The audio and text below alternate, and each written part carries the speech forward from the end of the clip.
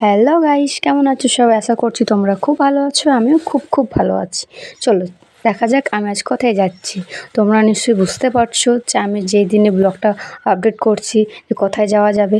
হ্যাঁ, ঠিকই ভাবছো, আমি যাচ্ছি জল ঢালতে শিবের মাথায়। আমি যাব বক্রেশ্বর। এ হলো আমার ড্রাইভার হঠাৎ চেঞ্জ হয়ে গেল, তো আমি চলে গেলাম অন্য একটা দাদার সাথে। তো দেখছো কত হাওয়া দিচ্ছে, বাইকে যাচ্ছি তাই হাওয়াটা একটু বিশাল লাগছে। তো আমি একাই যাচ্ছি, আমার যাওয়ার আগে সবাই চলে গেছে। তো আমার জন্য তারা লাইন দাঁড়িয়েছে, তো আমি তার পর যাচ্ছি। আমি বাড়ি থেকে বেরিয়েছি 9টা, যেতে আধ ঘন্টা লাগে। আধ ঘন্টাও লাগে না, খুবই কম টাইম লাগে। তো তাই ভাবলাম লেটে বেরিয়ে জলদি চলে যাব। তাই জলদি চলে এসেছি, কিন্তু আমরা এসেছি অন্য রাস্তায়, কারণ যে মেন রাস্তা সেখানে যেতে দিচ্ছে না, তাই অন্য রাস্তায় চলে এসেছি। তারপর দেখছো লাইনটা কত দূর পড়েছে, অনেকটা লাইন হয়েছে, কিন্তু তোমাদেরকে এখন আমি বোঝাতে পারছি না, কিন্তু লাইনটা বিশাল হয়েছে। তারপর আমি পুজো জিনিসপত্র কিনে নিয়েছি, তারপর লাইনে দাঁড়িয়ে পড়েছি। এদিকে পেছনের লোকগুলো আমার ক্যামেরা দিকে তাকাচ্ছে, কিন্তু আমি তাদেরকে চিনি না।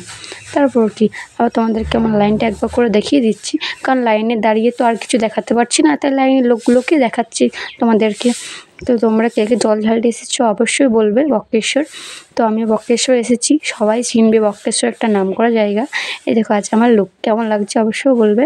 তো আমি সিম্পলি সেজেছি, তো ভোলানাথের জন্য টিপ নিয়ে নিয়েছি। বাকি আছে যাবার জন্য, অনেকটা সময় কিন্তু হয়ে গেছে, এখানে মোটেই আমাদের 2 ঘন্টা পেরিয়ে গেছে। হ্যাঁ, তোমরা ভাবছো তো যেইটুকু যেতে 2 ঘন্টা লেগেছে, ঠিকই ভাবছো, সত্যি 2 ঘন্টা লেগেছে। ওই দিক থেকে এদিকে আসতে অনেকটাই টাইম লেগে গেল। এটা হলো আমাদের মেন গেট। দেখে নাও মেন গেটটা কী সুন্দর সাজিয়েছে। ফাইনালি ভিতরে ঢুকে পড়েছি। তারপর একটু ছাওয়াতে এলাম, অনেকক্ষণ থেকে রোদে দাঁড়িয়েছিলাম, খুবই রোদ লাগছিল। যাই হোক, তারপর তোমাদের ভিতরটা দেখিয়ে দিয়েছি। তার আগে একটু জল নিয়ে নিয়েছি। তো শিবের মাথায় যখন জল ঢালবো, জল তো নিতেই হবে। তো জল নেওয়ার পর তোমাদেরকে লাইনটি দেখাচ্ছি, যে ভিতরটাও দেখে নাও কত সুন্দর সাজিয়েছে। এটাও হলো আর একটা মেন গেট, এখানে মন্দিরে প্রবেশ করব আমরা।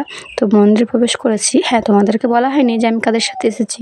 আমি এসেছি কাকি বৌদি ওদের সাথে, কারণ আমার বান্ধবীরা সব আগেই চলে এসেছে। তো ওদের তো আমি পাইনি দেখা ঠিক।